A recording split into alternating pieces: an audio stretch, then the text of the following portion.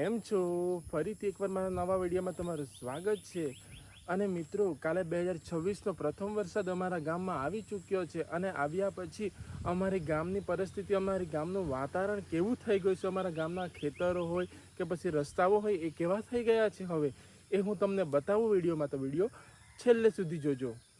ખેતર જોવા, અહીંયા ડાંગર જે નાખેલું હતું ને, અહીંયા મોટર દ્વારા સિંચાઈ કરવામાં આવતી હતી, પણ હવે એવું નથી થશે. હવે અહીંયા વરસાદના પાણીથી જ આ ડાંગર મોટું થશે, કારણ કે વરસાદ હવે રોજ આવશે એવી હું આશા કરું છું. એટલે કહું છું કે હવે વરસાદના પાણીથી જ આ ડાંગર મોટું થશે. હવે મોટરથી સિંચાઈ કરવાની કોઈ જરૂર નથી એવું મને લાગે છે. ને આજે પણ થોડો સવારે વરસાદ આવ્યો હતો, એટલે એવું હું કહું છું. ને હવે આ તમે ખેતર જુઓ, અહીંયા વરસાદ આવ્યો ત્યારથી અહીંયા કેવું દેખાય છે વાતાવરણ.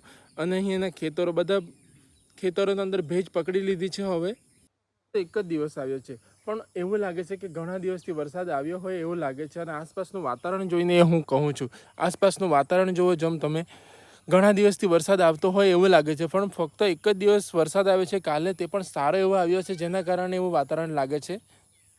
હવે હું તમને વરસાદ આવવાથી અમારા ગામના રસ્તા કેવા દેખાય છે એની એક ઝલક હું તમને બતાવું.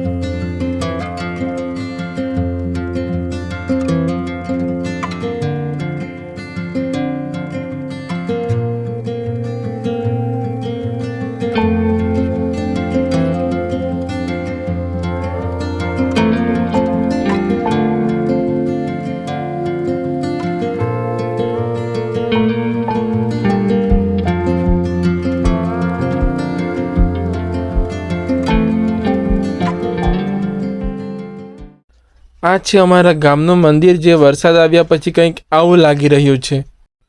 વરસાદ આવ્યો એટલે મંદિરના આસપાસનું વાતાવરણ પણ ખૂબ જ સારું હવે લાગી રહ્યું છે. વરસાદ આવતો હોય ત્યારે ઝાડ હોય કે ફૂલ હોય તેના પર પાણીના છાંટા પડતા હોય તો કેટલું સુંદર લાગે એ હવે જોઈએ.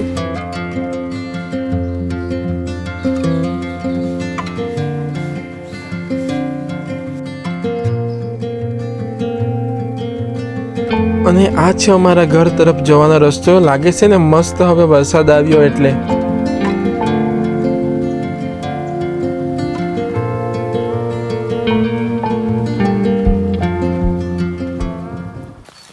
આ અમારા ખેતર તરફ જવાનો રસ્તો છે, પણ વરસાદના કારણે કેવું થઈ ગયું છે અહીંયાનું વાતાવરણ એ તમે જોઈ શકો છો. એમ તો મસ્ત જેવું લાગી રહ્યું છે અહીંયાથી જવાનું, પણ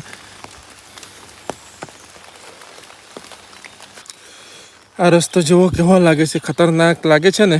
અને અહીંયા તો રસ્તો જ બંધ થઈ ગયો છે એવું લાગે. આ અહીંયા આવી ગયું છે વચ્ચે, તેના કારણે એને જલ્દીથી હટાવી દઉં.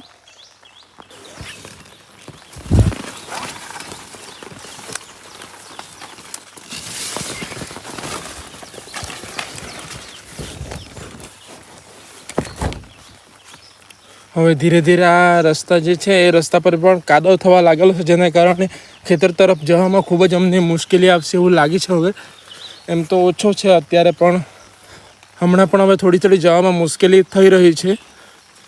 તો હવે હું આવી ગયો છું અમારા કૂવા પાસે ખેતરમાં. ચલો જોઈએ કૂવામાં થોડું પાણી વધ્યું છે કે ઓછું થયું છે એ વરસાદ આવ્યો છે તો.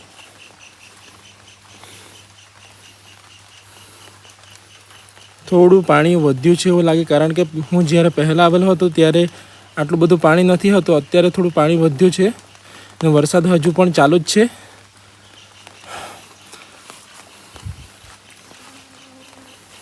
આ વરસાદ આવવાથી સૌથી વધારે ખુશી થઈ હોય તો તે ખેડૂત મિત્રોને જ થઈ હોઈ શકે, કારણ કે ખેડૂત મિત્રોની કેટલી બધી ખેતી આ વરસાદ ઉપર જ નિર્ભર હોય છે. એટલે આ સૌથી વધારે આ વરસાદ આવવાની ખુશી થઈ હોય તો ખેડૂત મિત્રોને થઈ હોય એવું કહી શકાય છે. અને તમે આજુબાજુનું વાતાવરણ પણ જોઈ શકો છો કે વરસાદના કારણે હવે અહીંયા કેવું જોવા મળે છે આપણને. પહેલાં કેવું હતું ને અત્યારે કેવું થઈ ગયું છે.